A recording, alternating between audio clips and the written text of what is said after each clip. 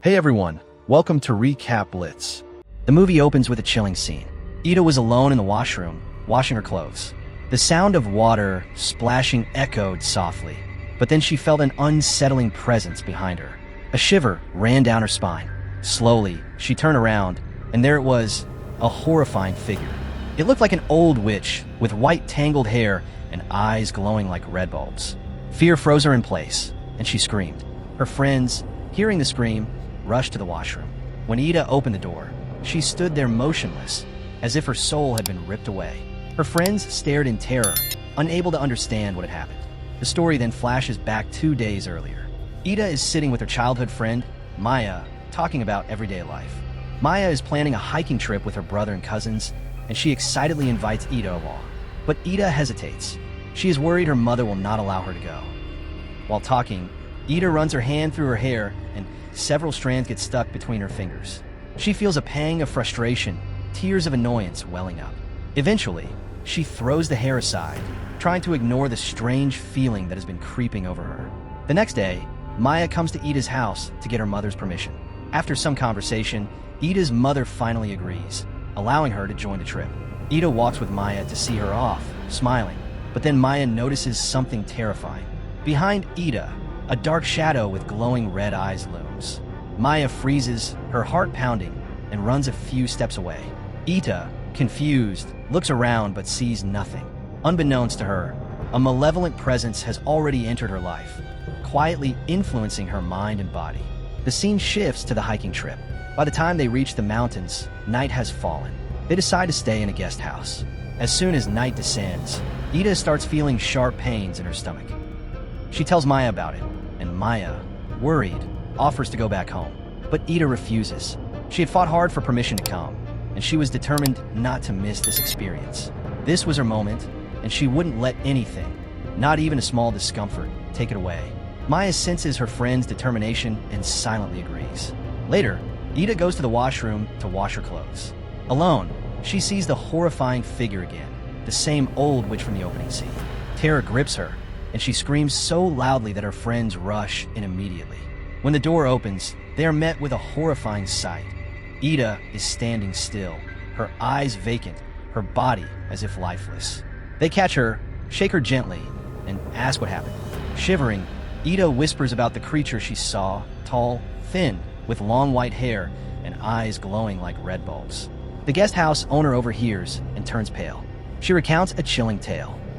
Years ago, a similar entity haunted the place, causing suffering for anyone who encountered it. Rituals had been performed to drive it away, but if it had returned, it could be dangerous, and perhaps it had come with Ida. Fear spreads among the group. One boy suggests sending Ida back home, but Maya refuses. She knows how much this trip meant to Ida and how hard she had worked to get permission. The night passes, and the next morning, Ida appears cheerful and excited, her earlier terror seemingly gone. The friends set off for trekking, enchanted by the beauty of the mountains. Ida regrets forgetting her camera, wanting to capture every moment. Meanwhile, back home, her mother discovers clumps of hair and blood-stained tissues in Ida's trash. Upset, she tells Ida's father, who brushes it off as minor and suggests waiting until she returns to see a doctor. During the trek, Ida begins to feel exhausted. Her breathing becomes heavy, and her eyes start acting strangely. Panic spreads through the group, but when Maya whispers her name, Ida snaps out of it. They continue trekking, pausing midway to rest and eat. While everyone is distracted, Ida quietly slips away toward a nearby lake. Maya follows her, calling out, warning her about the dangers. But when she reaches Ida, she is horrified. Ida's hands have become long and black like a witch's, and her eyes are completely white. A strange, eerie smile spreads across her face as she grabs Maya's throat. The boys rush to save her, struggling to pull her away. Maya, terrified, looks up and sees a tall, old entity standing by the lake. Dressed in white, with long hair and glowing red eyes, it watches silently. Only Maya can see it. The group manages to bring Ida back to the guest house and revive her by making her smell something familiar. When asked about what just happened, Ida has no memory of her actions. Maya, shaken, whispers that she believes Ida has been possessed by a spirit. Ida laughs loudly, dismissing it, insisting that spirits cannot possess humans and accusing Maya of watching too many movies. Everyone in the group began to argue among themselves, debating whether they should stop their trekking here or continue climbing to the top of the mountain. Some were tired, some scared, and the uncertainty in their voices made the atmosphere tense. But hearing all this, Ida suddenly got angry. Her eyes flashed with determination, and her voice rang clear and strong. "I will climb to the top of the mountain. This is the first and last time I have such an opportunity. I will not let it go, and you all should not be afraid. It is just a small hill. We will climb it soon." Her words, full of courage and stubborn determination, gave strength to everyone's hearts. Slowly, the group stopped debating and started moving again, inspired by Ida's energy. As they walked a little further up the mountain, an eerie feeling crept over them. The wind whispered strangely, and shadows seemed to move just beyond their sight. Suddenly, they heard the sound of someone running around them, and a child's laughter echoed in the distance. It was soft, but strangely cruel, sending shivers down their spines. Everyone froze in fear. Maya, who had been quietly observing everything, noticed a shadow moving around them, but she chose to ignore it, not wanting to panic the group, and continued hiking with them. After walking further, a more terrifying sight awaited them. An old man suddenly appeared in their path. As they approached, a loud, horrifying voice boomed across the mountains, so deafening that it made their ears ring painfully. They covered their ears instinctively, some screaming, some gasping. One by one, some even fainted. When they finally regained consciousness, the old man had vanished, leaving only an empty, chilling silence behind. The boys whispered among themselves, their voices filled with unease. They started saying that all these strange things were happening because of Ida. "Girls attract a lot of negative energies," one of them murmured. "And all this is because of her." When Ida heard this, she glared at him angrily. Without replying, she turned and continued walking, ignoring his words. The group followed, though unease lingered in their minds. Soon, Ida's condition worsened. She began to feel weak and dizzy. The group made her sit down and drink some water, hoping it would help her feel better. But as soon as she drank, something terrifying happened. Wrinkles appeared on her forehead, and her face became disfigured. Her body stiffened unnaturally. Her lips turned pale, and a strange, twisted smile spread across her face, as if another being had taken over her. The boy who had been suggesting sending her back whispered anxiously, "If she stays like this, we won't be able to climb this mountain at all." The moment he spoke, Ida's body began shaking violently, and a terrifying, echoing laughter burst from her lips. The laughter rolled across the forest and mountains, chilling everyone to their very bones. Maya, observing all this, realized that Ida's mind was unstable, affected by whatever was possessing her. She pleaded, "Ida, we should go back. Everyone, let's go back." But Ida, now with completely white eyes and a voice that seemed not her own, shouted back, "Go away. I will climb this mountain because this mountain is mine." Blood seemed to fill her eyes as she spoke. Terrified, the group stepped back. Maya realized with a sudden shock that the same entity which had been haunting Ida from the beginning had now possessed her completely. Ida's voice became cold and commanding. "I will go to the top, and I will kill anyone who comes in my way." With those words, she started climbing the mountain alone. Everyone watched helplessly, frozen by fear, and before anyone could react, she disappeared from their sight. Maya, still standing in shock, suddenly noticed an old woman watching them from a distance. No one else could see her. Only Maya could. It was now clear that Maya had a rare spiritual gift. She could see entities that were invisible to ordinary people. From the start, all the spirits, all the creatures, had been visible only to her. Realizing the danger, she urgently called to her brothers and cousins, "Let's go after Ida." As they caught up, Maya ran to Ida and tried to stop her from moving forward. Tears streamed down her face, and surprisingly, Ida started crying too. Through her sobs, she said, "This hiking trip, it will become the biggest memory of my life. I cannot leave it incomplete." Maya understood her friend's determination and managed to convince the cousin who had been insisting they turn back. "Let's climb the peak," she said softly. "Maybe things will get back to normal if we keep moving forward." The group hesitated, but finally, encouraged by Ida's resolve, they continued climbing. As they ascended higher, Ida's health deteriorated further. Her breathing became heavier, her body weaker, yet she pushed herself onward, refusing to stop. The group supported her, struggling to keep pace with her determination. Finally, they reached the peak, a staggering height of 3,000 meters. Night had fallen. They set up their camp, exhausted but proud, hoping to rest. Yet as night deepened, Ida's condition worsened again. Her body stiffened as if a dark presence had entered her completely. Within moments, she collapsed, shaking violently, her body twisting unnaturally. The group rushed to her, panicked and desperate. They decided to descend and find help. Fortunately, they found a man living nearby. He followed them back to the camp and whispered strange words into Ida's ears. The effect was immediate and terrifying.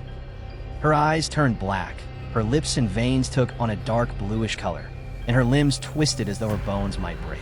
The man raised his voice, chanting louder and louder. Slowly, Ida's body relaxed. Her features softened, and the unnatural tension melted away. Whatever had taken control of her seemed to have left completely. The scene then shifts to Ida's home, where her mother is offering prayers. Suddenly, she feels as if someone is staring at her. Panic rises in her chest, but the house is empty. She tells her husband about it, hoping for comfort, only for him to laugh and make fun of her fear. She feels uneasy, realizing that even at home, the darkness had reached out to her family. Inside the camp, night had fallen quietly, and everyone else was asleep. But suddenly, Ida woke up from her sleep with a jolt. Her face, in that moment, twisted into the same terrifying entity they had seen haunting her many times before. The thin, tall, old witch-like figure with glowing red eyes. Her movements were unnatural, her expression horrifying. Beside her, Maya stirred suddenly, awakened by a strange feeling of fear that crept in her heart. For a moment, Maya thought it was just a nightmare, but then she realized something terrifying. Ida was no longer lying beside her, as she had been.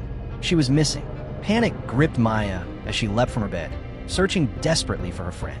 She found Ida a short distance away. "Ida!" Maya called out, her voice trembling.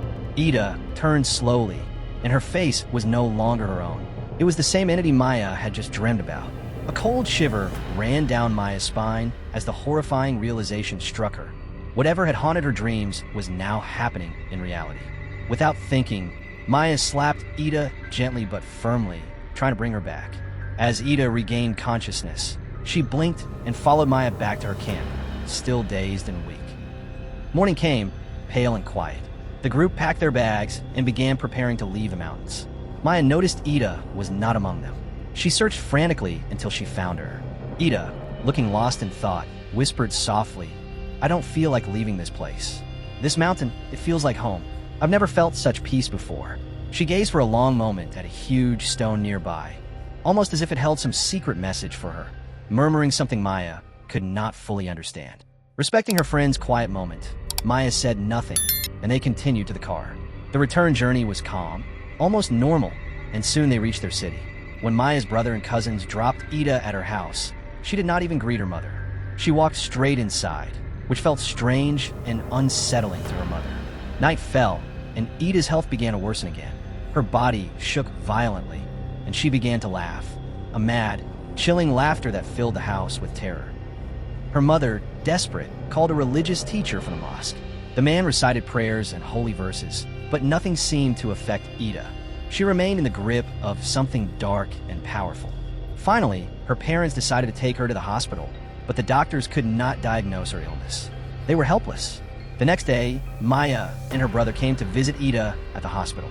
Ida's father, angry and frustrated, scolded them harshly. "This is all your fault," he shouted. "If you had not convinced her to go hiking, maybe she would be fine today. Either fix this, or I will go to the police." Maya, overwhelmed with guilt and worry, felt helpless. She had done nothing wrong, yet she carried the weight of Ida's suffering on her shoulders. Ida remained in the hospital, weak and trembling. At midnight, Ida saw it again, the thin, tall old witch from the beginning of the story. Her body convulsed, her health rapidly deteriorated. When Maya came the next morning, bringing breakfast and trying to cheer her up, Ida spoke of terrifying visions, of the horrors she saw, and the strange, evil presence that haunted her. Maya listened carefully, but worried that perhaps Ida's mind was fragile, affected by the trauma of the past days. She shared her concerns with friends at school. Everyone was deeply worried, unable to understand why Ida had changed so suddenly. The following day, all their friends gathered at the hospital to meet Ida, praying silently for her recovery. Ida, speaking to them, suddenly turned her face toward the door, her eyes wide with fear. "She's back," she whispered. Maya looked, but no one else could see anything. The room was empty. Yet Ida's vision was clear and real to her. No one could explain what she was seeing, and Ida could not make them understand. That night, her condition worsened dramatically. Her body shook violently, she struggled to breathe, and when she vomited blood, she died.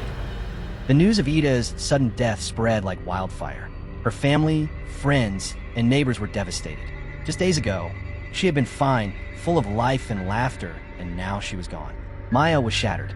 She could not forget her best friend, haunted by grief and guilt, especially because Ida's father had blamed her for the tragedy. Nights were filled with dreams and visions of Ida, and every memory of her friend's laughter and fear tormented her. One day, Maya remembered something crucial from the past. On the day they had left for hiking, Ida's father had secretly given her a small bundle and instructed her to throw it into a mountain lake. Maya recalled how she had seen the entity there that very day. Terrified, she immediately went to Ida's mother and recounted everything.